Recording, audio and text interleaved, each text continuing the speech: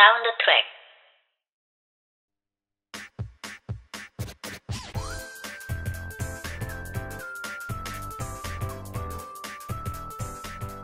안녕하세요. 저는 H고요. 여러분이 듣고 계시는 이 라디오 방송은 사운드 트랙입니다. 자, 제 9회의 문을 활짝 한번 열어보도록 하겠습니다. 열심히 한 발자국 한 발자국 내딛는 동안에 어느덧 3월 말이 되었네요. 이제 슬슬 봄 기운이 완연해질 그런 시기가 찾아온 것 같습니다. 그리고 딱 지금 시기에 머릿속으로 연상되는 게 하나 있지 않나요? 저는 벚꽃이 떠오르는데 말이죠. 모두 꽃놀이 계획 같은 거 잘 세우고 계시는지 모르겠습니다. 세상이 워낙에 바빠가지고 그런 거 즐길 새도 없이 그냥 한 해를 보내시는 분들도 계시던데 볼 수 있을 때 보는 게 좋지 않나 싶어가지고 되도록이면 여러분들도 즐길 수 있을 때 즐겨 두시는 게 좋겠다, 이런 좀 감상이 있네요. 제가 인터넷상에서 찾아보니까 서울 벚꽃 개화 시기가 4월 한 3일에서 5일 사이쯤으로 대충 전망을 하고 있던데 저도 그때쯤에 벚꽃을 보러 나갈 생각입니다. 마침 또 집 주변 내천에 자전거 도로라고 흔히 얘기를 하죠. 산책로가 잘 꾸며져 있는데 거기에 벚꽃나무들이 굉장히 흐드러지게 잘 심어져 있어가지고 그거를 좀 보면서 힐링할 수 있는 시간을 거칠 수 있을 것 같습니다. 그리고 꼭 그때 벚꽃만 보고서 끝나는 게 아니고 또 집 근처에 숲 형식으로 구성이 되어 있는 공원이 있어요. 거기에 가면은 또 파릇파릇한 새싹이랑 다양한 꽃 같은 것들도 볼 수가 있겠죠. 자연을 좀 한껏 만끽할 수 있는 그런 시간을 보낼 수 있을 것 같습니다. 근데 진짜 볼 수 있을 때 봐야 된다고 생각하는 게 또 조금만 지나면은 또 엄청나게 더워질 거잖아요. 여름이 다가오기 때문에. 그래서 여름 대비 자연을 좀 벗삼아서 에너지도 좀 충전하고 힐링하는 그런 시간을 가져보는 것이 좀 합당한 것이 아닌가, 이런 생각을 좀 하게 됐습니다. 그래서 여러분들에게도 언제나처럼 인사 나누는 거긴 하지만은 그 시기에 볼 수 있는 것을 최대한 보는 것이 삶의 진리고 낙이다, 이러한 관점이 있기 때문에 여러분들에게 간단히 오프닝 삼아서 말씀을 좀 드려봤고요. 이제 저는 본격적으로 오늘 라디오에서 다룰 주제거리 들고 여러분들 앞에 다시 찾아뵙도록 하겠습니다. 자, 그러면 사운드 트랙의 간판 코너에서 언제나처럼 찾아뵙도록 할게요.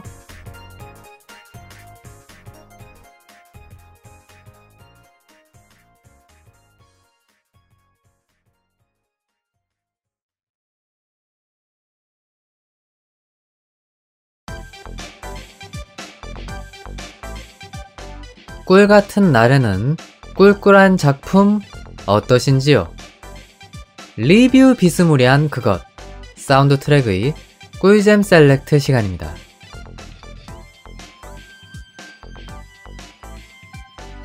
특정 주제에 대해서 제 나름의 감상을 전개해보는 그런 시간이죠. 자, 과연 오늘은 제가 어떤 작품을 들고 나왔을까요? 한번 작품의 프로필을 간단하게 훑어보고 난 뒤에 본격적으로 이야기를 시작해보도록 하겠습니다. 일단 제가 저번 회차 엔딩에서 이번에 다룰 작품이 여성향 작품이라고 이미 예고를 드린 적이 있습니다. 그리고 이 작품이요, 만화 원작이 아니고 라이트 노벨 원작도 아니고 바로 게임을 원작으로 한 작품입니다. 제가 보기에는 게임을 원작으로 한 여성향 작품이 생각보다 많은 것 같아요. 저도 막상 리스트들을 좀 찾아보니까 만화 원작이랑 라이트 노벨 원작인 여성향 작품은 생각보다 찾기가 힘들더라고요. 주로 게임을 기반으로 해서 제작이 되는 경우들이 많은 것 같고 그쪽 장르의 팬들이 상당히 탄탄하게 구성이 돼 있다, 이러한 느낌을 좀 받았습니다. 어쨌든 이 이야기는 넘어가도록 하겠고요. 자, 다음으로 이 작품의 장르에 대해서 간단하게 또 말씀을 드려봐야 될 텐데 제가 작품에 대해서 조사를 해보고 나니까 3가지의 장르가 대략적으로 눈에 띄었습니다. 하나씩 열거를 좀 해드리면요. 일단 첫 번째로 로맨스, 그리고 두 번째는 학원, 마지막 세 번째 판타지입니다. 근데 저는요, 이 세 가지 장르 중에서 굳이 두 가지로 압축을 해서 이야기를 한다라고 하면 학원이랑 판타지를 꼽고 싶습니다. 이 이야기가 무엇이냐? 생각보다 애니메이션을 감상하고 나면은 연애 노선, 로맨스적인 어떤 분위기가 그렇게 많이 발산되는 작품은 아니다. 이런 느낌을 받을 수 있다고 저는 생각을 하거든요. 왜냐면 제가 그렇게 느꼈기 때문에. 딱히 남녀 간의 사랑을 아주 심도 깊게 다루고 있는 그러한 작품이라고 보기는 조금 어폐가 있는 그런 작품이라는 생각이 들었습니다. 뭐 이 이야기에 대해서는 제가 여러 가지 포인트들을 살펴보면서 다루게 될 것 같은데요. 일단 설명은 이 정도까지만, 오프닝에서는 웬만하면 설명을 그렇게 뭐 자세하게 하지 않는 편이 낫겠죠. 여기까지만 이야기를 하고 다음으로 진행을 한번 해보죠. 자, 그리고 이제 작품의 주요 소재에 대해서 마지막으로 말씀을 드리고 돌입해 보도록 하겠습니다. 이 작품의 소재는요, 우리들이 흔히 알고 있는 여러 가지 신화에 등장하는 신들을 주제로 다루고 있습니다. 근데 이 신들을 이렇게 이야기하면은 적절한 표현인지는 잘 모르겠는데, 의인화시켰다고 해야 될까요? 굳이 조금 더 예를 직접적으로 든다면, 인간의 틀에다가 신의 설정을 부여한 약간 이런 느낌에 가깝다고 표현할 수 있을 것 같습니다. 그래서 그 캐릭터들이 한 히로인과 엮이는 그러한 이야기를 다루고 있다고 볼 수가 있겠네요. 자, 이 정도면요. 이 작품의 대략적인 프로필을 제가 열거해 드린 것 같습니다. 자, 그러면 이제 본격적으로 주제로 돌입을 해서 다양한 이야기 나누도록 하죠. 그럼 시작합니다. 꿀잼 셀렉트. 이번 회 주제는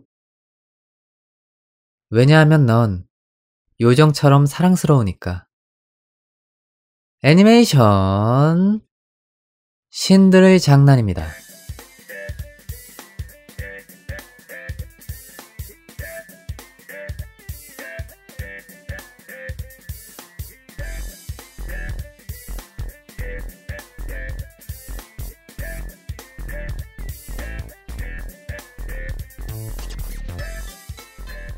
이것은 여러 신화의 신들이 모인 세계의 이야기.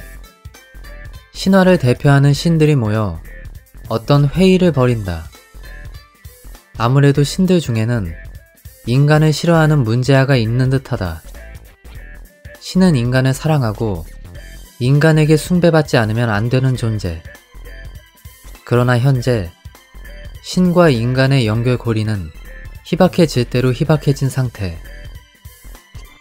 이러한 상황을 타개하기 위해 신들은 인간이 흉내낸 배움터를 만들고 그곳에 인간 소녀 한 명을 골라 인간은 무엇인지, 사랑이란 무엇인지 가르치라고 명령하게 된다. 이로 인해 주인공 쿠사나기 유이는 신들이 모인 배움터에서 그들과 함께 생활하게 되는데,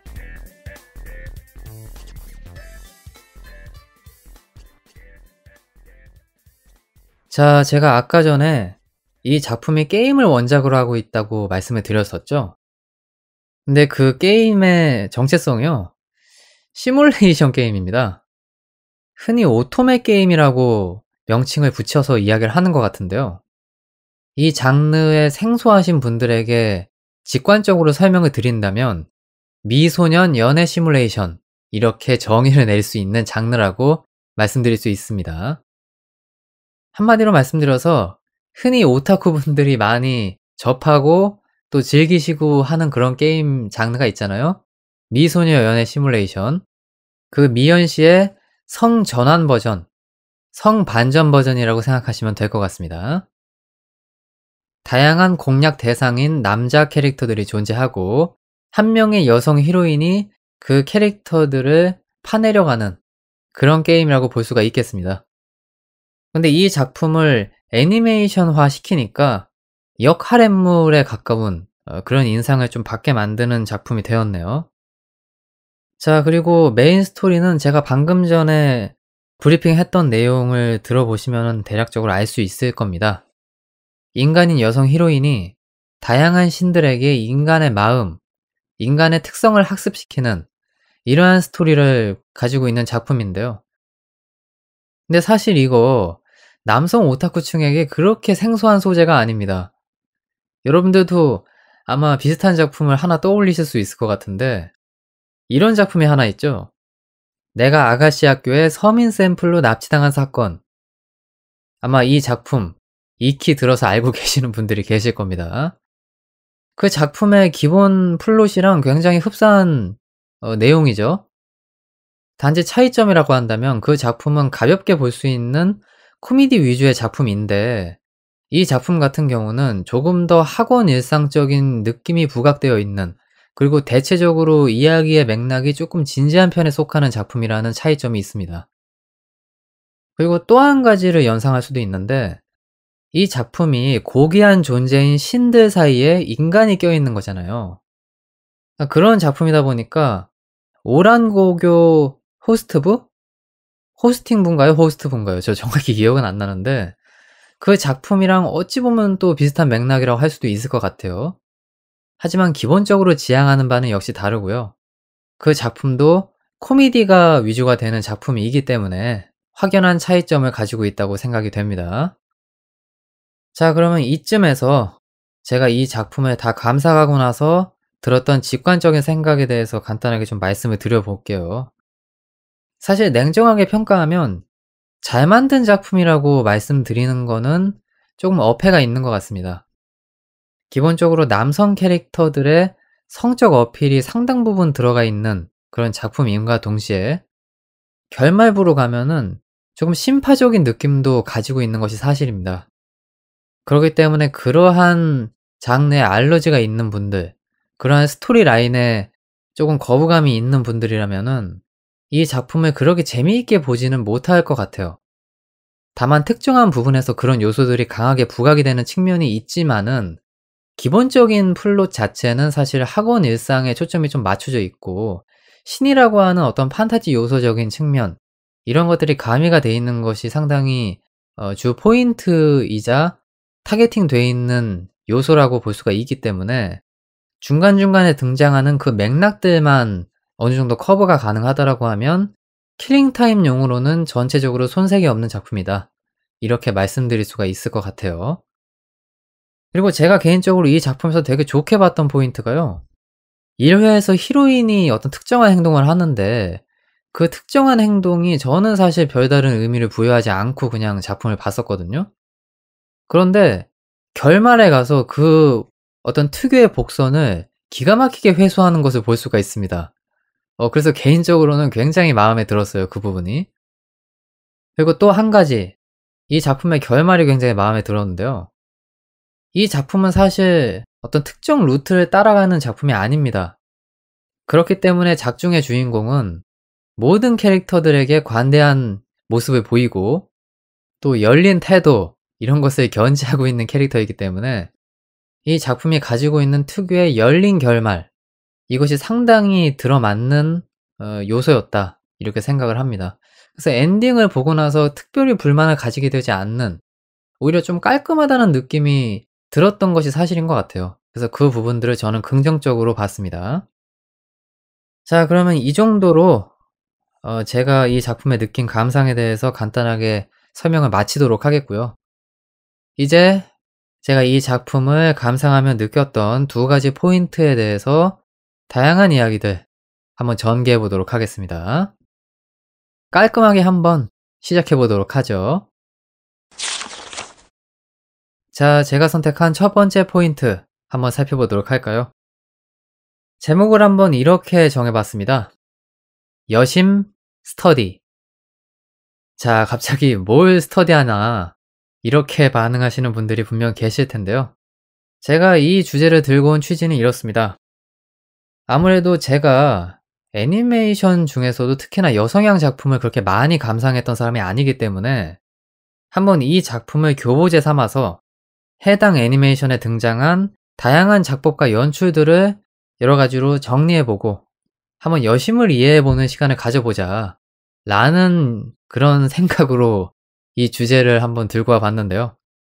근데 사실 냉정하게 말씀을 좀 드리면 이 작품이 그렇게 좋은 교보제, 숙련된 조교라고 이야기를 하기에는 쪼끔 못 미치는 것이 사실입니다.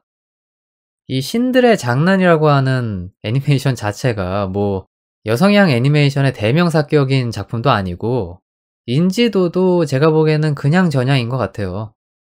이 작품에 긍정적이신 분들은 굉장히 맹목적인 지지를 표명하시는 그런 성향을 나타내고 있지만은 아니다라고 생각하시는 분들도 의외로 많거든요. 인터넷상의 여론이 대충 그러했는데 제가 의미를 두고서 이야기하고 싶은 부분은 이 작품의 어떤 대략적인 패턴이나 추세를 좀 보고 나름대로 그래도 정리를 해 보자는 거죠. 그리고 계속 누차 말씀을 드리고 있는 부분이지만은 제가 남성의 시선을 가지고 있기 때문에 이 작품에서 좀 이해가 안 되는 연출들 같은 것도 상당히 많았거든요. 근데 과연 거기에 대해서 여성분들은 어떤 느낌을 받으실까 그것이 굉장히 궁금하기 때문에 이렇게 정리를 해 봄과 동시에 또 그 맥락들을 나름대로 머릿속으로 뇌피셜로 한번 정리해 보는 것도 제가 이 애니메이션을 씹고 뜯고 맛보고 즐길 수 있는 하나의 방법이 될 수 있다는 생각이 들어 가지고 한번 주제를 선정해 봤습니다. 자 그럼 이제 본격적으로 이야기를 진행해 보죠. 일단 제가 이 작품을 보면서 굉장히 독특하다고 생각했던 연출들에 대해서 하나하나 나열을 해 봐야 될 것 같은데요. 여러분들의 이해를 돕기 위해서 애니메이션상의 시간 순대로 한번 그 요소들을 차례차례 나열해 보도록 하겠습니다. 일단 첫 번째, 1회랑 12회에 나왔던 작중의 신들, 작중의 신들이 마법소녀 풍으로 변신을 하는 그런 장면이 나옵니다. 제 1회 때는 오프닝부터 그 떡밥들을 미리 뿌려 놓는 역할을 했고 그 다음에 12회 때 그 장면이 다시 한번 리바이벌 되면서 보는 사람들에게 과거의 장면이 어떠한 의미였는지를 상기시키는 그런 역할을 하는데 근데 저는 사실 그냥 일반적인 그 신으로서의 폼 체인지, 변신 장면이라고 하면은 그냥 멋있게 뭐 빛이 몸을 감싼 상태에서 깔끔하게 변신 이런 정도의 수준이었으면은 보기 좋았을 것 같거든요. 근데 이 작품에서는 진짜 마법소녀풍으로 변신을 합니다. 굳이 예를 든다면은 세일러문 그리고 프리큐어 이런 애니메이션에 등장하는 화려하면서도 어찌 보면 좀 육감적인 변신 장면 이런 것들이 등장을 하거든요. 그래서 보는 사람으로 하여금 조금 오글거린다는 인상을 심어줄 수도 있는 그러한 좀 과한 변신 장면이 나오는데 과연 이 부분을 봤던 여성 시청층의 입장은 어떠했을까? 그것이 굉장히 궁금하게 다가오더라고요. 그리고 이것과 맞물려서 한 가지 더 포인트로 말씀드리고 싶은 것이 이것도 역시 1회랑 3회 때 나왔던 장면인데요. 처음으로 이제 남성 캐릭터들이 한 명 한 명 등장했을 때 그 캐릭터들에게 의미를 부여해 주기 위해서 들어간 효과들 이 부분에 대해서 언급을 제가 하려고 하는데요. 일단 남성 캐릭터의 상체와 얼굴이 한 앵글에 들어올 수 있도록 클로즈업을 하고요. 그 화면에서 풍성한 꽃이 피어나는 그런 배경을 씌워주고 각 화면 모서리에 화려하게 보이는 액자 틀을 배치를 합니다. 그리고 마지막으로 포토샵으로 넣은 것 같은 아주 샤방샤방한 효과들 이런 효과들이 남자 캐릭터를 감싸는 그런 모습들을 보여주거든요. 제가 의문점을 갖는 거는 이거 하나입니다. 보통 마법 소녀식의 변신이라던가 혹은 뭐 꽃을 배경으로 하고 샤방한 효과, 액자 틀 이러한 것들은 사실 남성보다는 여성한테 굉장히 잘 어울리는 도구들이라고 생각을 하거든요. 그래서 제가 보기에는 조금 투머치스럽기도 하고 굳이 왜 미소년 캐릭터에게 여성스럽게 보일 수 있는 포장을 계속 하고 있는 걸까? 그것이 굉장히 좀 의문점으로 다가왔었어요. 실제 여성분들이 저런 걸 좋아하나? 그런 좀 소소한 의문을 갖게 만들더라고요. 물론 요즘 미의 트렌드라고 할 수 있는 것들이 흔히 얘기하는 아이돌 외모, 중성적인 외모를 가진 남자가 미의 척도로 여겨지고 있는 세상이잖아요. 그리고 실제로 많은 남성분들이 그러한 트렌드를 쫓아가고 있죠. 근데 과연 여성분들이 이러한 요소들을 추가해서 그 중성적인 외모의 남성 캐릭터들을 훨씬 더 그 뭔가 여성적인 느낌으로 포장하는 것에 대해서 거부감이 없으실까? 그것이 계속 좀 미묘한 포인트로 자리매김하게 되더라고요.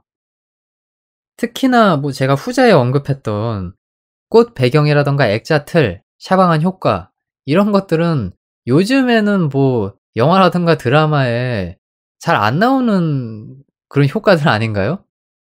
제가 기억하기로는 코미디 프로그램 같은 데서 희화화의 대상으로 삼기 위해서 이러한 효과들을 집어넣는 걸로 알고 있기 때문에 요즘 트렌드랑은 쪼끔 괴리가 있는 것 같은데 '굳이 이런 걸 넣었을까?' 하는 생각이 들기도 했었거든요. 뭐 그리고 계속 제가 같은 소리 하고 있는 것 같아서 쪼끔 미묘하긴 한데 아까 전에 제가 가장 처음 언급했던 마법소녀풍의 변신 있잖아요. 이거는 사실 여성분들이 동경하는 포인트긴 하죠. 여아 애니메이션 같은 경우 특히나 프리큐어 같은 경우는 화려한 변신 씬이 많은 여자아이들을 열광시키게 만드는 하나의 포인트가 되고 거기에 대해서 동경을 품게 만드는 요소인데 이거를 여자 캐릭터에게 하는 게 아니고 남자 캐릭터에 적용했을 때 이건 오히려 약간 반감이 되는 포인트가 아닌가 하는 생각이 들거든요. 그리고 그와 동시에 변신한 남자 캐릭터들의 어떤 외형이라든가 신체 라인 같은 것들이 굉장히 적나라하게 드러나기 때문에 그 부분에 있어서도 역시나 좀 여성분들에게는 미묘한 포인트가 될 수도 있을 것 같은데 여기에 대해서 또 호평하시는 분들도 계시고 재밌다고 언급하시는 분들도 계셨으니까 '이 부분에 대해서 우리들이 생각을 좀 해볼 여지는 있겠다.'라는 생각이 좀 들었습니다. 의외로 여성분들이 저런 요소들을 즐기실 수도 있겠다라는 생각이 들었다는 거죠. 뭐 물론 케이스 바이 케이스겠지만 말이죠. 자 그리고 다음으로 제가 언급하고 싶은 거는요. 이 작품에 나오는 남자 캐릭터들의 노출. 사실 저는 이 부분에 대해서 약간 편견을 가지고 있었어요. 뭐 고정관념 내지는 편견일 수도 있는데 저는 사실 Q&A에서 풀이라고 하는 작품이 나오기 이전까지는 여자분들께서 남자들의 노출을 그렇게 좋아하지 않는다라고 생각을 했었거든요. 물론 뭐 아이돌들이 복근 보여주는 그런 퍼포먼스를 보일 때 열광한다는 걸 알고 있었죠. 하지만 뭐 아이돌이 아닌 이상 일반적인 남자들의 노출 그러니까 뭐 어느 정도 근육이 보장돼 있는 그런 몸매를 타고나신 남자들이 노출하는 것에 대해서도 거부감을 가지고 계신다고 저는 익히 알고 있었거든요 사실. 뭐 흔히 인터넷상에서도 역시 이런 글들이 많잖아요. 뭐 수영장 같은 데 갔을 때 복근 자랑하는 그런 남자들 이런 걸 봤을 때 사실 '눈을 어디에 둬야 될지 모르겠다. 헐벗고 있는 남자들이 꼴 보기 싫다.' 이런 식의 그런 의견을 피력하시는 여성분들이 꽤나 많이 눈에 띄었었던 걸로 기억하는데 요즘 시대에 와서는 오히려 그렇게 여성분들의 트렌드에 맞는 날렵하고 좀 스키니한 느낌의 복근 이런 부분에 대해서 상당히 호감을 표시하시는 여성분들이 많다는 것을 이 직접적으로 많이 체감을 하게 되었거든요. 그러다 보니까 '아 역시 남자나 여자나 근본적인 거는 비슷한 것 같다.'라는 그런 생각을 하게 되기도 합니다. 그리고 얘기가 나온 김에 이 라디오를 혹시나 듣고 계실 수 있는 여성분들을 위해서 제가 이 작품에서 남성 캐릭터들의 노출신이 나오는 그 킬링 포인트들을 좀 언급을 해 볼게요. 열심히 참고를 해 주시기 바라겠습니다. 일단은 2회 때 그리스 신들이 같이 모여서 목욕을 하는 그런 장면이 나오거든요. 여기서 굉장히 헐벗은 그런 캐릭터들의 모습을 볼 수가 있고요. 그리고 3 회에서 각 캐릭터들이 수영복을 착용하는 장면 이런 것들이 나옵니다. 근데 여기서 전 개인적으로 좀 쇼킹했던 포인트가 스사노라고 하는 신을 모티브로 한 캐릭터가 나오거든요 여기. 근데 그 캐릭터가 훈도시를 입고 있는 거예요. 아니 세상에 저는 사실 훈도시라고 하는 그 요소가 현대에 와서의 그 맥락은 좀 약간 혐오스럽고 개그 캐릭터한테 입히는 그런 좀 약간 저급한 복장이라는 인식이 있거든요. 이것도 역시 고정관념일 수도 있는데 조금 과하다는 인상을 심어줄 수도 있고, 또 워낙에 타 애니메이션이나 서브컬처 작품에서 이 훈도시라고 하는 요소가 희화화되는 측면이 있기 때문에 '이 복장을 여성향 작품에다가 집어넣었다?' 라고 하는 것이 굉장히 쇼킹하더라고요. 근데 이것도 역시나 다른 여성분들의 리액션이 어떠셨는지 그것이 굉장히 궁금한 포인트입니다. 뭐 어쨌든 이 부분도 넘어가도록 하고요. 그리고 5회 때 하데스가 본인의 원년 마크를 보여주기 위해서 상의 탈의를 하는 이러한 모습이 있고요. 그리고 역시나 이때도 몇몇 캐릭터들의 수영복 모습이 나옵니다. 그리고 제가 언급할 씬 중 마지막인 9회, 이때는 아폴론이 상의 탈의를 하고 입장을 합니다. 뭐 이거 말고도 자잘한 노출이 있는데요.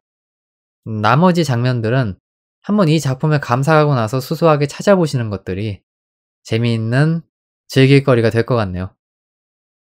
자, 그리고 다음 요소로 넘어가 보도록 하겠습니다.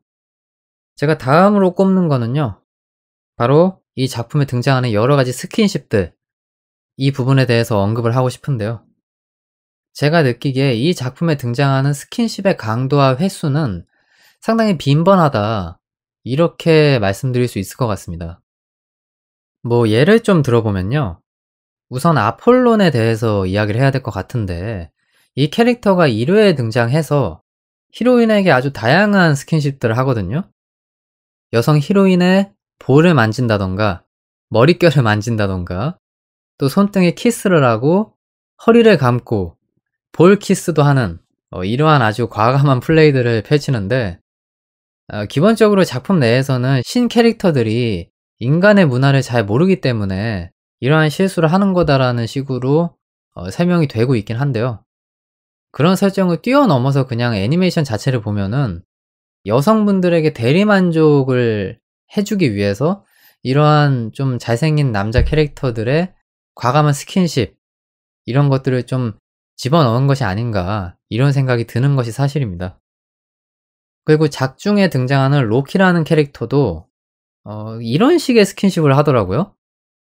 여성의 턱을 손가락으로 가볍게 감싸서 들어 올리는 이러한 스킨십 있잖아요. 근데 사실 이것이 실제로 당한다라고 하면은 좀 불쾌하게 느껴질 수도 있는 스킨십이거든요.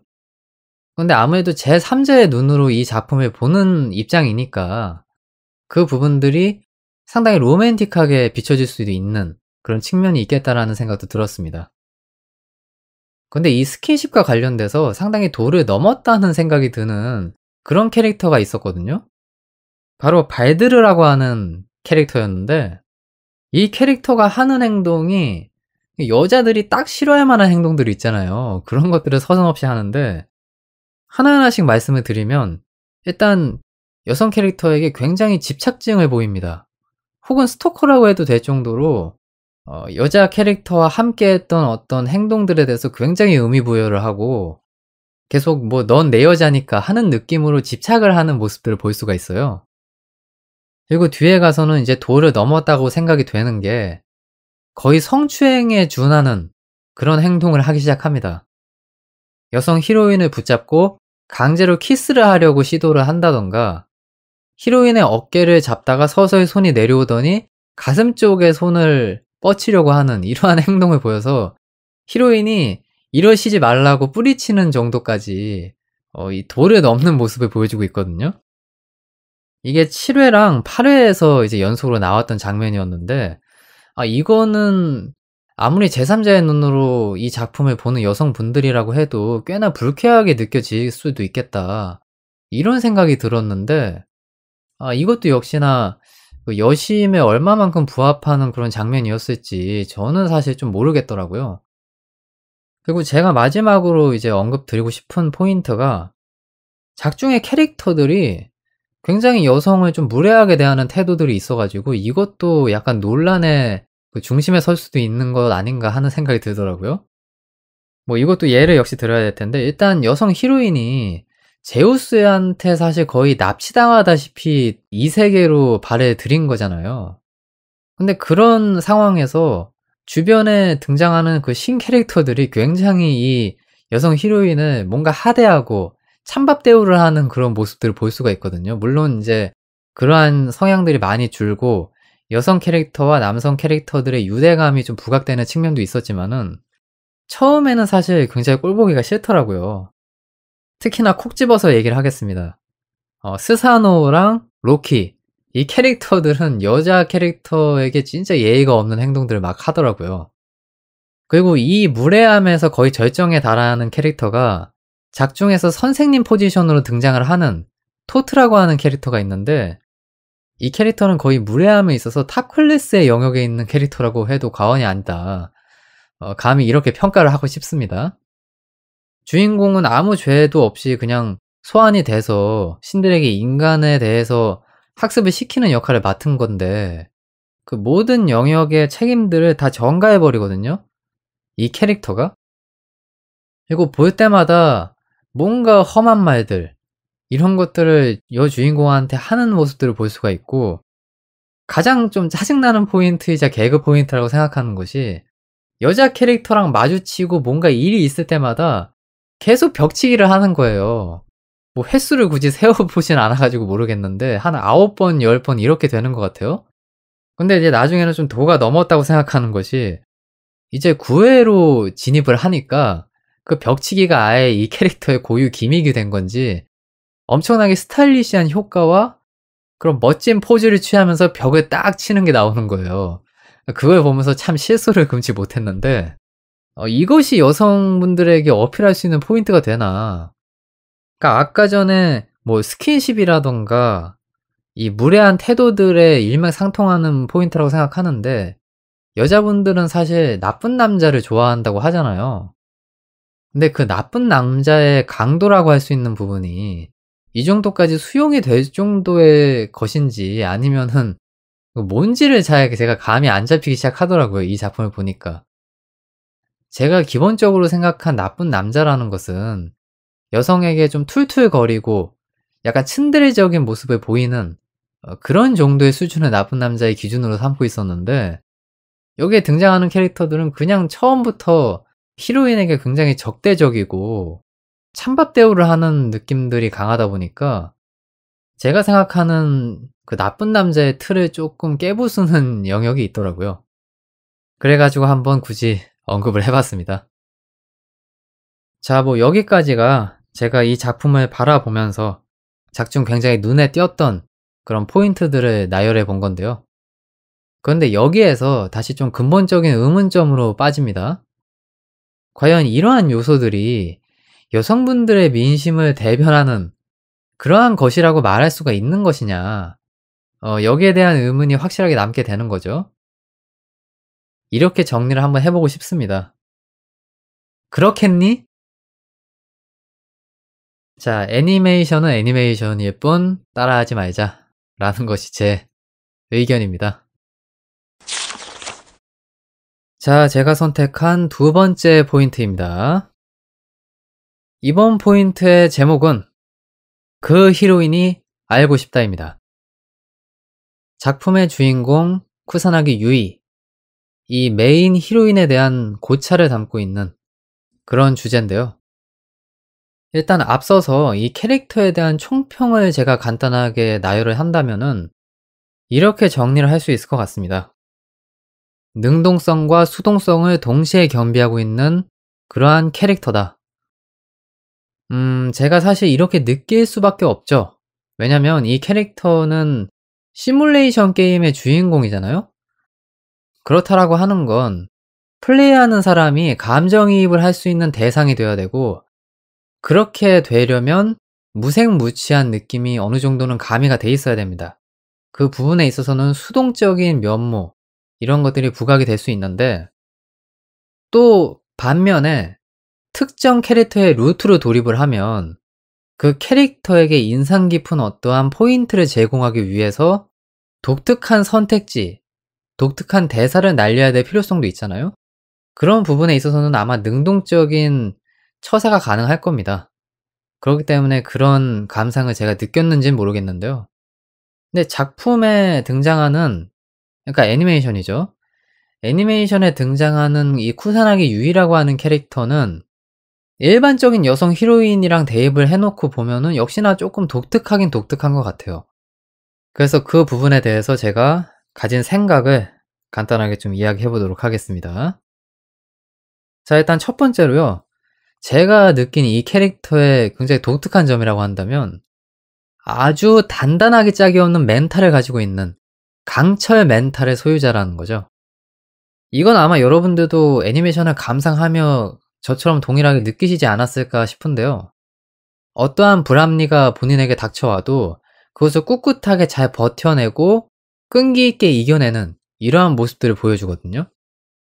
그리고 그러한 요소들이 이 캐릭터를 굉장히 호감적으로 만드는 포인트를 제공한다는 점이죠. 이것도 여러분들이 이해할 수 있도록 약간 시간의 순서대로 좀 스토리를 나열해 보도록 하겠습니다. 우선 처음에 이 캐릭터는 뭣도 모르는 이유로 이 세계로 소환을 당하죠. 그리고 거기서 자신의 편이 없고 자신에게 이 상황을 제대로 설명해 주는 사람들 없이 굉장히 찬밥 대우를 받습니다. 이건 제가 아까 전에도 말씀을 드렸죠. 그리고 여차저차해서 제우스에게 이야기를 듣게 되었고 본인이 그 세계에서 계속 있을 수밖에 없다는 그 사실을 자각하게 된 이후에 자신의 방 기숙사에서 가족들을 떠올리며 잠을 청하는 모습이 나옵니다. 사실 이러한 장면이 나왔다라고 하면 우리들이 다음에 자연스럽게 예상하게 되는 것은 이 캐릭터가 번민을 하는 모습, 가족들을 생각하며 우울함에 빠지고 눈물을 흘리고 자신이 어떻게 생활해야 될지 주체할 수 없는 그러한 슬픔에 잠기는 모습들을 흔히 떠올릴 수 있다고 생각하는데요. 근데 이 캐릭터, 다음날 굉장히 밝은 표정으로 본인의 교복을 착용하고 열심히 해보겠다. 이러한 낙천적인 사고를 보여줍니다. 그리고 굉장히 자연스럽게 신들이 있는 학교로 가서 입학식을 준비하는 그런 모습을 보여주죠.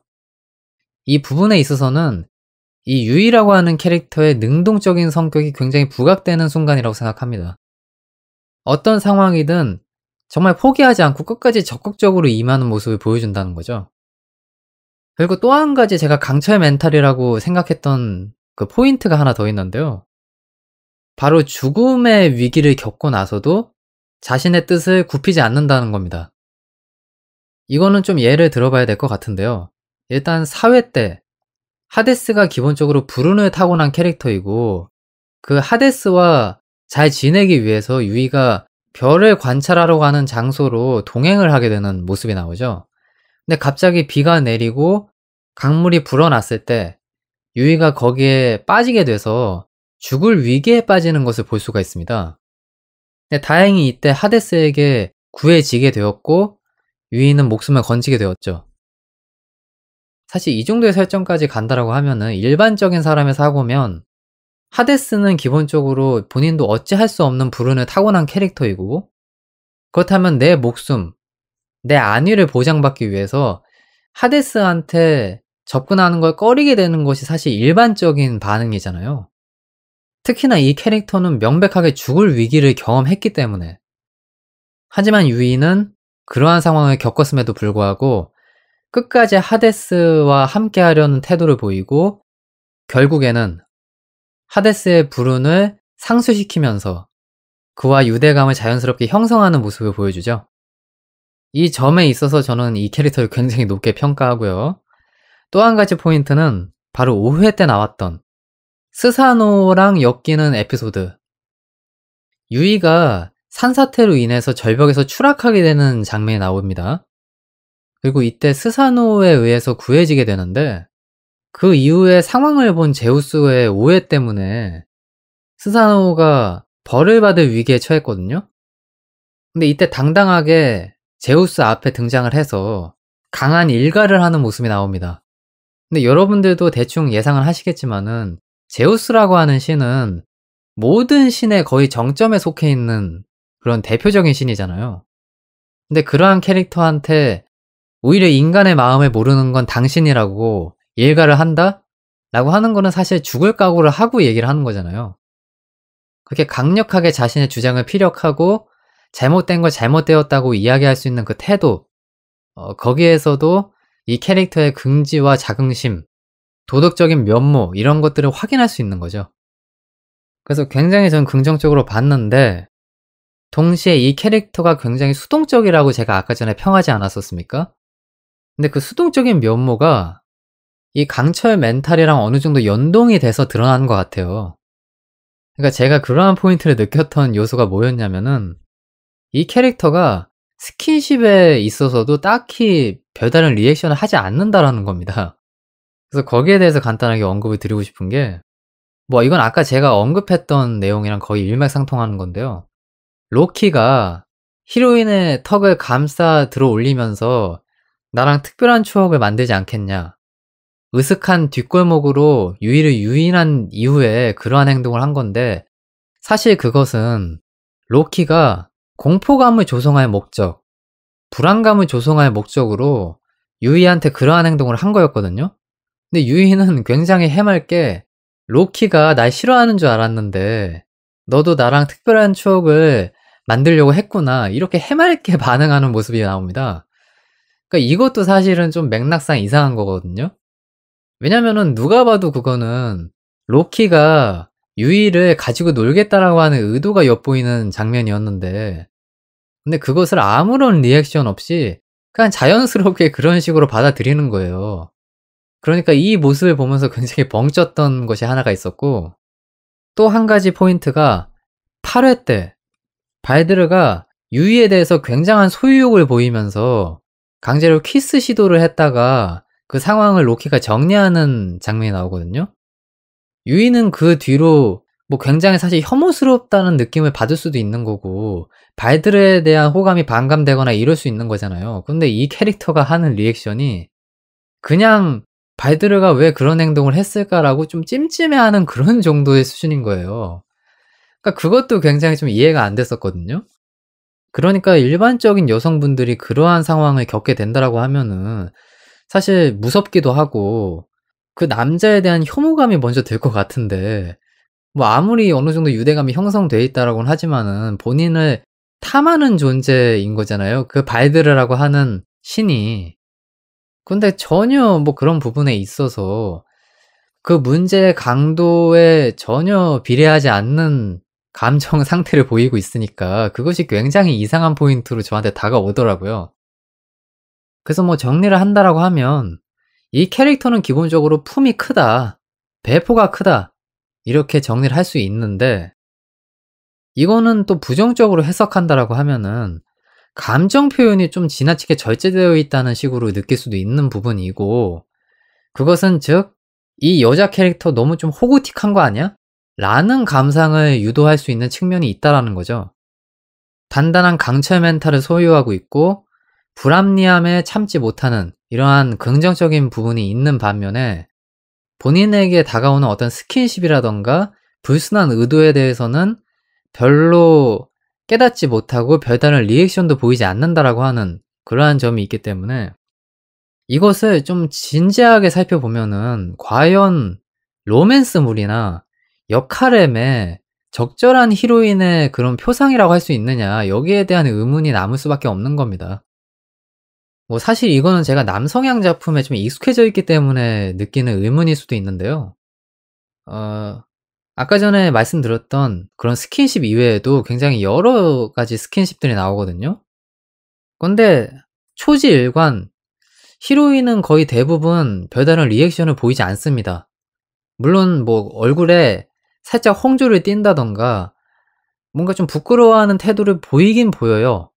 근데 바로 뭔가 장면이 전환되고 뭐 찰나의 순간에 다시 원래대로 본인의 템포를 되찾고 또 아무렇지 않은 듯이 생활을 하는 이러한 태도를 보이고 있다라는 겁니다. 보통 사실 이런 종류의 어떤 로맨스가 함유가 되어 있는 애니메이션에서 우리가 기대하는 포인트가 있잖아요. 이 여성 캐릭터가 저 캐릭터의 어떤 호감을 표시하는 행동에 대해서 어떠한 리액션을 보이면 '아 이 캐릭터가 저 캐릭터한테 어느 정도의 호감을 가지고 있구나. 이 캐릭터와 저 캐릭터는 별로 호감도가 없는 것 같은데 발전할 여지가 있을까?' 이러면서 우리가 그 척도를 파악할 수 있는 하나의 역할이 주어지는 건데 그러한 부분들이 제대로 설명이 되지 않고 있다. 라고 하는 것이 조금 아쉬움으로 다가올 만한 여지들이 눈에 좀 보이더라고요. 그런데 사실 작품을 다 보고 나서는 '이렇게 처리할 수밖에 없었겠구나.'라는 생각이 드는 것이, 이 작품은 사실 어떤 특정한 캐릭터의 루트를 쫓아가는 작품이 아니라고 제가 아까 전에 말씀드렸잖아요. 그런 상황이다 보니까 어떤 히로인 쟁탈전의 느낌도 별로 없고, 또 어떤 캐릭터랑 아주 본격적으로 로맨스를 펼친다든가 하는 것도 나오지 않기 때문에 그냥 이 여자 캐릭터는 모든 남자 캐릭터와의 관계가 스무스해야 된다는 거죠. 그렇기 때문에 너무 과하게 어떤 특정 캐릭터와 진도를 뺀다라고 하면은 애니메이션 전개에서 좀 하자가 생길 수 있겠죠. 그러한 요소들이 좀 가미가 되어 있었기 때문에 이런 사단이 난 것이 아닌가라는 생각이 좀 들기도 합니다. 근데 이러한 요소로 인해서 오히려 좀 득을 본 케이스도 있어요. 덕분에 결말에 어떤 임팩트가 굉장히 크게 다가왔다는 거죠. 히로인이 신들과 헤어질 시간이 가까워졌을 때 굉장히 동요하는 모습을 보이고 감정이 폭발하는 그런 태도를 보였단 말이죠. 그리고 현실 세계로 돌아와서는 굉장히 우울한 나날, 침울한 나날을 보내면서 과거의 추억을 회상하고 그리워하는 이런 모습들을 보입니다. 근데 물론 다행히 엔딩 거의 끝자락에서 쿠키 영상이 하나 나오는 덕분에 유이가 구원을 받을 수 있었는데, 하지만 저는 그래도 아직까지는 뭐 아주 긍정적인 요소였다라고 평하기는 조금 무리가 있다고 생각합니다. 어찌 되었든. 결말에 딱 그 임팩트를 우리에게 주기 위해서 캐릭터 자체의 어떤 그 강철 멘탈 혹은 스킨십에 대한 감정 절제, 이런 것들이 담겼다라고 하는 것이 조금 납득이 되나라는 그런 수준의 의문은 있어 가지고 그 점에 대해서 좀 고심을 할 수밖에 없는 것 같네요. 근데 대체적으로 보면은 해당 여성 캐릭터에 대해서 전반적인 여론은 상당히 긍정적인 것 같더라고요. 캐릭터도 예쁘고 태도라든가 생각하는 그런 모습, 멘탈, 이런 것들이 다 보기 좋다라고 하는 의견들이 많았기 때문에 많은 분들은 상당히 재미있게 이 작품을 감상하신 것 같습니다. 자, 그러면 여기서 꿀잼 셀렉트 마무리를 슬슬 지어보도록 하겠습니다. 근데 이거 다 녹음을 하고 나니깐요, 제가 갑자기 실감이 되네요. '아, 이거 오늘도 분량 조절에 실패했구나.' 사태의 심각성을 느끼면서 좀 보완을 해야겠다는 생각이 듭니다. 뭐 어쨌든 간에 꿀잼 셀렉트는 여기서 마무리하도록 하겠고요. 저는 그럼 머지않아 곧 다음 코너로 다시 찾아뵙도록 하겠습니다. 사운드 트랙.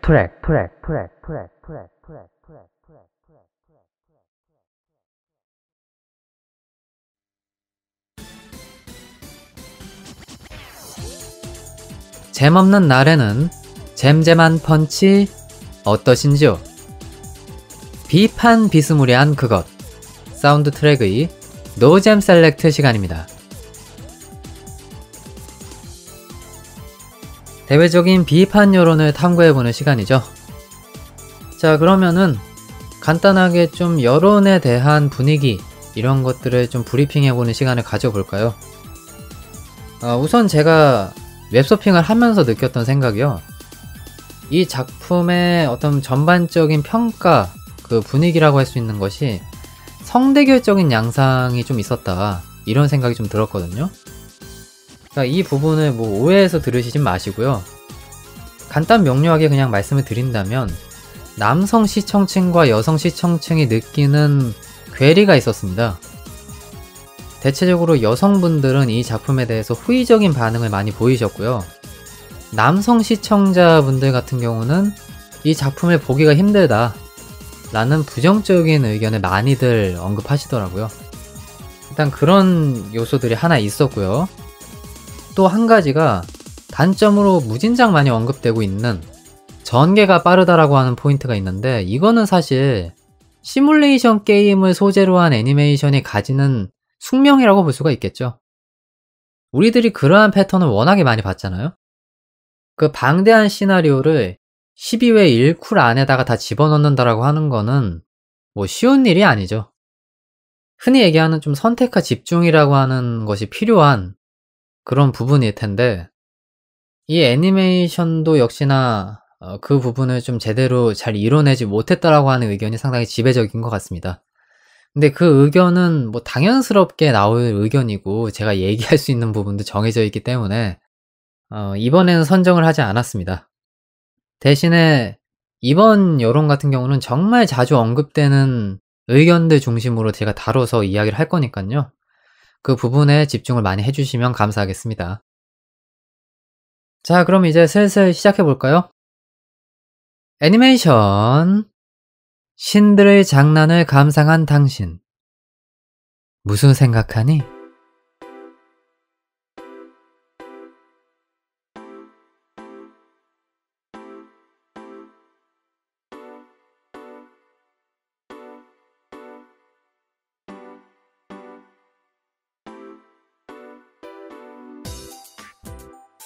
항마력이 부족하당.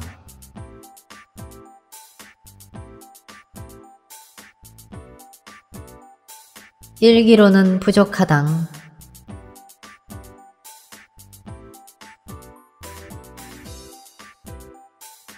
하데스. 좋은데요.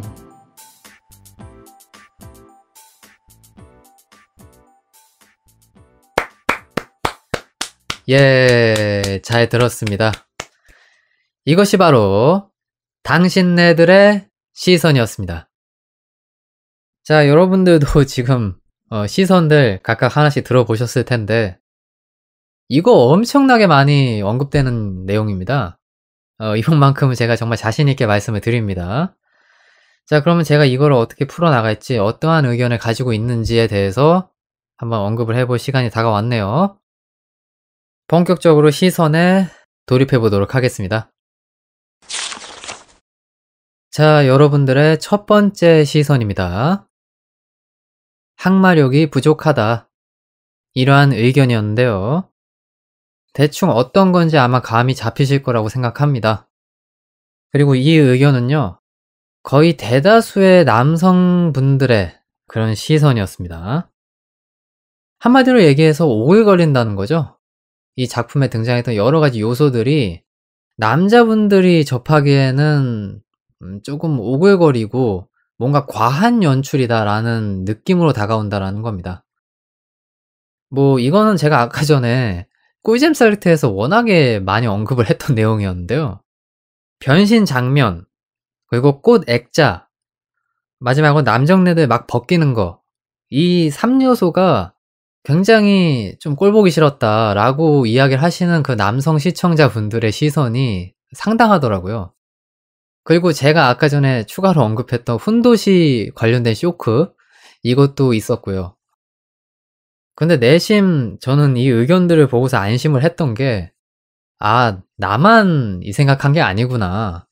다른 남자분들도 저와 동일한 그런 시선을 가지고 계셨구나, 이런 생각이 들어가지고 저의 시선이 일반적인 남자 시청층과 어떤 괴리감, 그런 것이 많이 없구나라는 거를 확인받으니까 안심이 되는 측면이 있더라고요.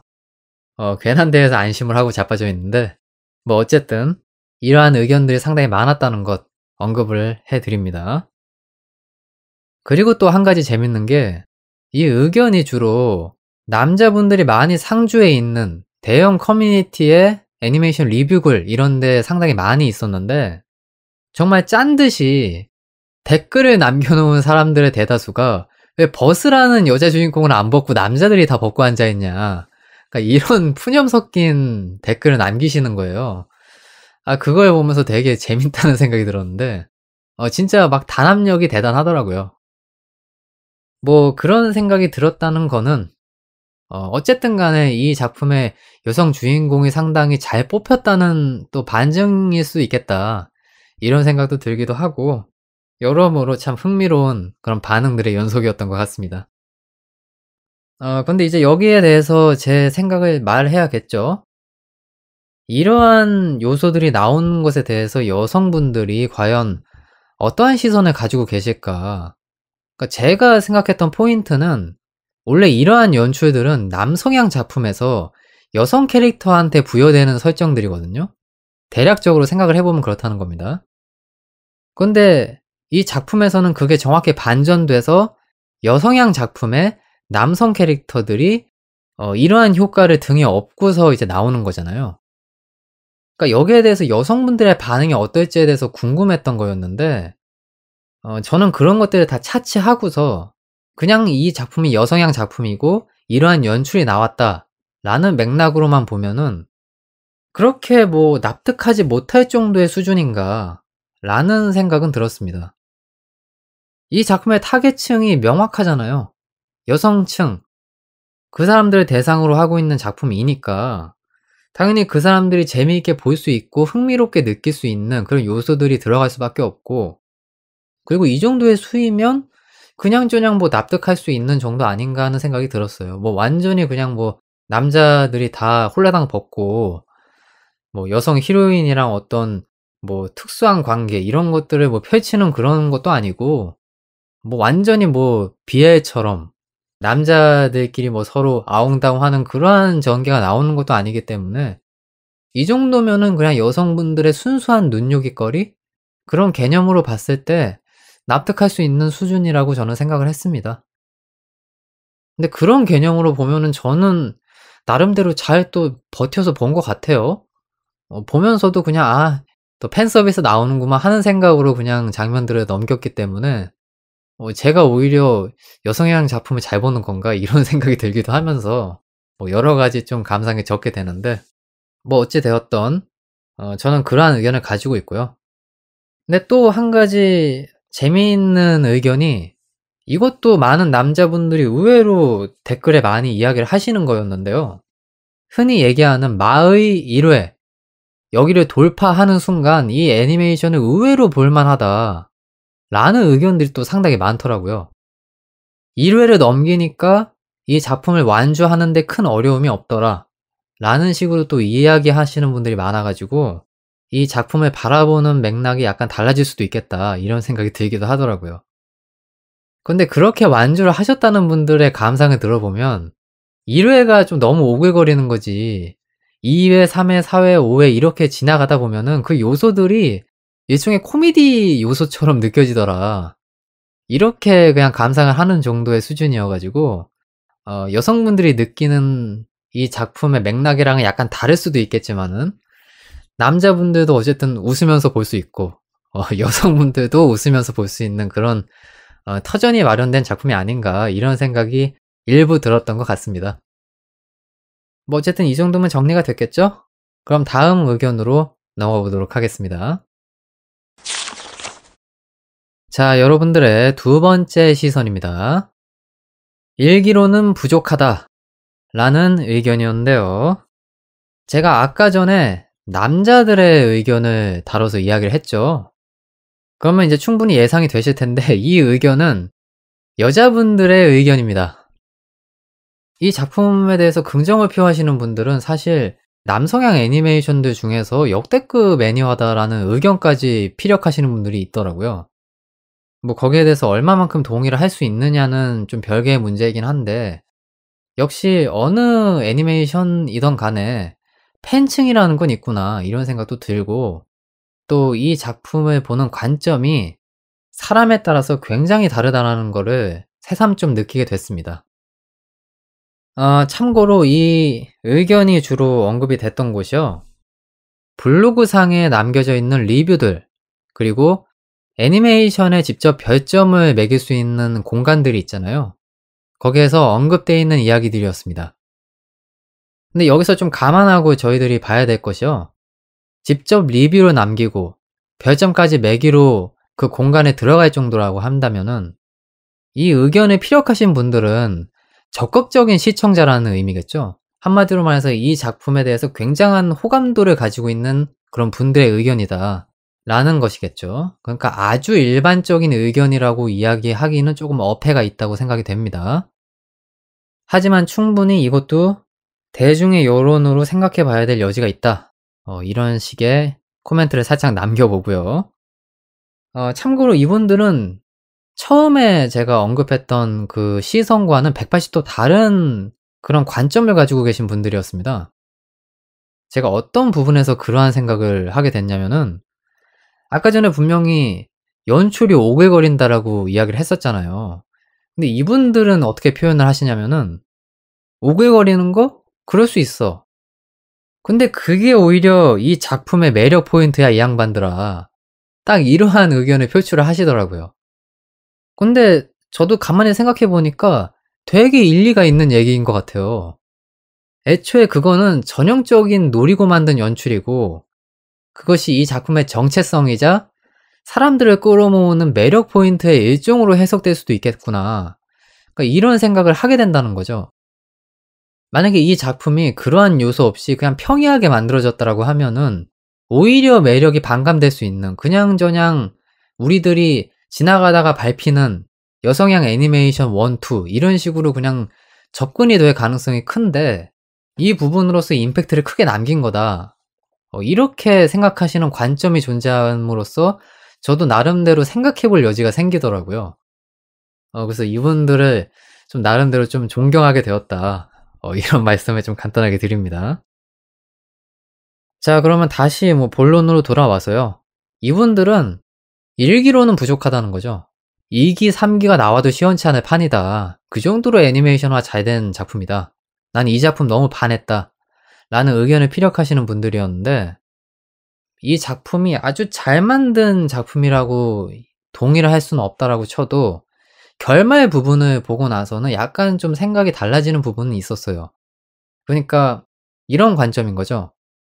유이를 만나기 위해서 현실 세계의 신들이 놀러 왔잖아요. 결말 부분이 그렇습니다. 그러니까 그 부분의 이야기가 궁금해지는 거죠. 지금까지 가상의 이 세계에서 저 신들과 유이가 유대감을 쌓고 하는 그런 행동을 펼쳤는데 과연 저 신들이 현실 세계에서 유이와 얽히고 설키는 이야기가 전개된다라고 하면은 그건 어떠한 풍경을 보여줄까? 그것이 굉장히 궁금해진다라는 거죠. 그런 의미에서는 2기가 나와도 나름대로 볼 수 있는 사람들이 많을 것이다. 라는 입장을 저는 가지고 있는데 근데 다시 현실적인 감각을 가지고 돌아옵시다, 우리. 그렇다면 과연 2기가 나올 수 있겠느냐? 라는 이제 맥락으로 넘어가는 거죠. 일단 이 작품은 계속 언급을 하고 있듯이 게임을 애니메이션화 한 겁니다.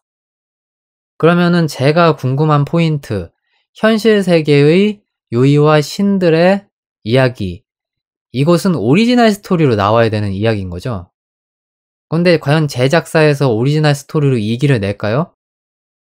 딱히 블루레이 디스크 판매량이 그렇게 압도적으로 높은 작품도 아니었는데 말이죠. 그렇기 때문에 상식적으로 2기가 나온다는 거는 좀 무리가 있다는 생각이 들고요.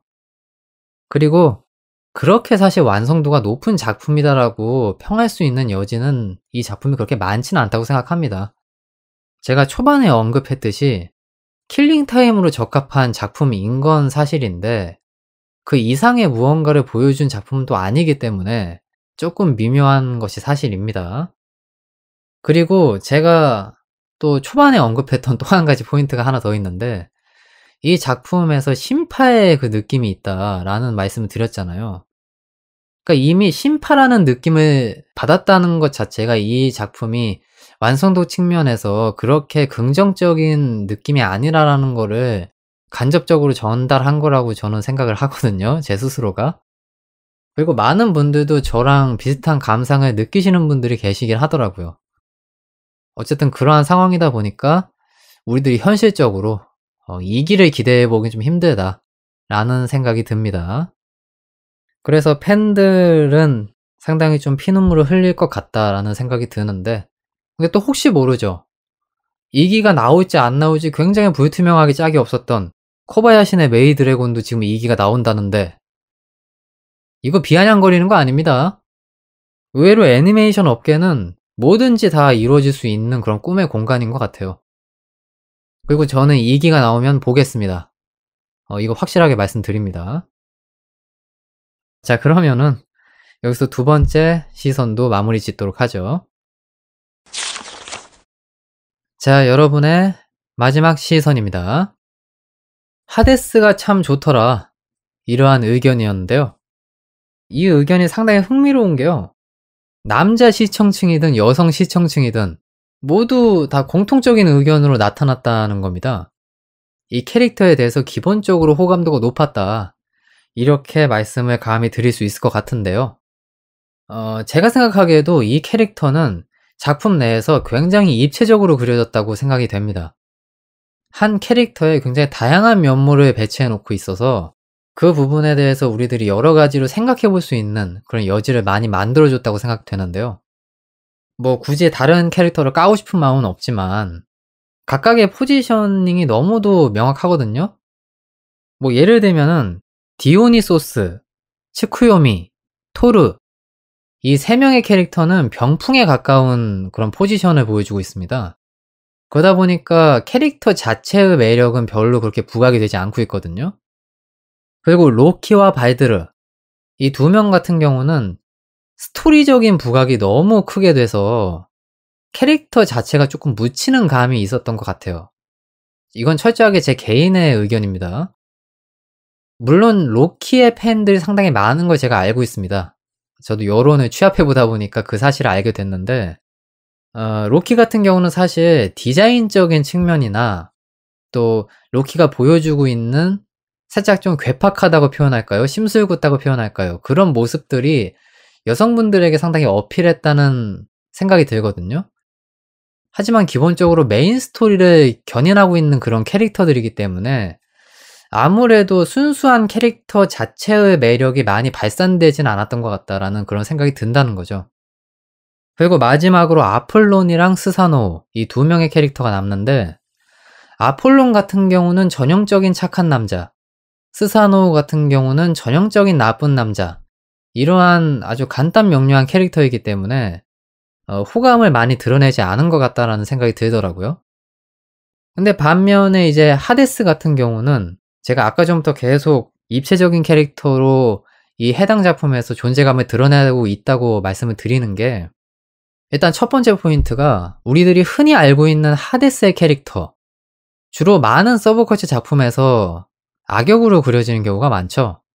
근데 이 작품에서는 악역이 아니고 굉장히 이타적인 캐릭터로 묘사가 됩니다. 즉 남을 굉장히 먼저 생각하는 남에게 고통을 주기를 거부하는 이러한 캐릭터로 묘사가 된다라는 거죠. 그 점에서 매력이 하나 있다고 생각을 하고요. 그리고 두 번째, 뭔가 아웃사이더 캐릭터임과 동시에 신비주의적인 측면을 가지고 있는 캐릭터다. 그러한 요소가 많은 분들에게 매력적으로 다가올 수 있는 맥락으로 제공이 됐다. 이런 생각이 듭니다.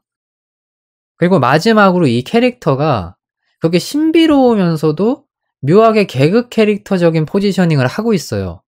그러다 보니까 굉장히 복합적인 매력들을 동시에 겸비하고 있는 캐릭터로서 우리들에게 다가온다라는 거죠.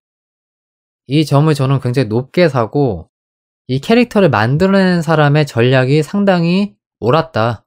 이런 식으로 저는 정리를 하고 싶습니다. 근데 한 가지 제가 말씀을 좀 드리고 넘어가고 싶은 거는 굉장히 입체적으로 그려진 건 알겠고요. 여러 가지 복합적인 매력 포인트가 존재하는 것도 알고 있는데 제 취향의 캐릭터는 별로 아니어가지고 그 부분에 대해서는 언급을 확실하게 해야 될 것 같네요. 뭐 제가 남자여서 남자가 싫다 이런 개념이 아니고요. 그냥 제가 좋아하는 캐릭터 종류랑은 약간 좀 궤를 달리하는 캐릭터여서 그러한 의견을 살짝 피력해 보고서 넘어가 봅니다. 자, 여러분들이 바라보고 있던 여러 가지 시선들 한번 여러모로 정리를 해봤는데요. 어떻게 재미있게 잘 들으셨나요? 언제나처럼 한번 최선을 다해서 정리를 해봤는데 여러분들 성에 차실지는 잘 모르겠지만 저는 꽤 재미있게 이야기한 것 같네요. 자, 그러면 저는 이쯤에서 물러나는 게 도리일 것 같습니다. 이제 엔딩에서 마무리 인사 마치고 우리 다음 이 시간에 만날 준비하도록 하죠.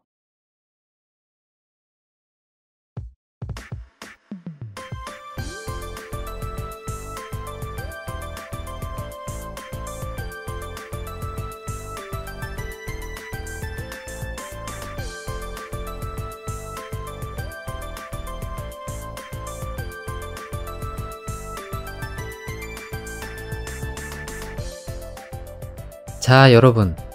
라디오 재미있게 잘 들으셨나요? 이제 엔딩입니다. 자, 오늘도 분량 조절에 좀 실패를 했네요. 꿀잼 셀렉트의 분량을 줄이기 위해서 그렇게 애를 많이 썼건만 또 분량 조절에 실패를 해서 제가 보기에는 편집 다 끝내고 나면 1시간 거의 육박할 것 같습니다. 그래서 상당히 고민이 되네요. 노잼 셀렉트 같은 경우는 참 편안하게 녹음이 되고 저도 막 되게 즐겁게 녹음이 되는데 꿀잼 셀렉트 같은 경우는 워낙에 할 이야기들이 방대하다 보니까 좀 지루해지는 측면이 있는 것 같아요. 그래서 좀 시급한 이제 현행 과제가 꿀잼 셀렉트의 노잼 셀렉트화, 이것이 필요하다, 이런 생각이 좀 강하게 들거든요. 그래서 다음 회차에서는 그렇게 할 수 있는 방법을 좀 강구한 뒤에 녹음에 임해야겠다는 생각이 듭니다. 뭐 오늘의 소회는 이 정도로 마치면 될 것 같고요. 저번 엔딩에서 제가 처음으로 여성향 작품 본다, 그래가지고 조금 두려움이 있다 이런 얘기를 했었는데 생각보다 볼만 했던 것 같아요. 다 감상을 하고 나서에 들었던 생각이 진짜 의외로 볼만하네, 이런 생각이 들었거든요. 그래서 앞으로도 종종 여성향 작품을 찾아보게 될 일이 있을 것 같습니다. 그러면 또 이제 자연스럽게 라디오상에서도 다룰 수 있을 것 같고요. 그리고 또 동시에 들었던 생각이 다른 장르도 한번 봐볼까? 이런 생각이 또 자연스럽게 들더라고요.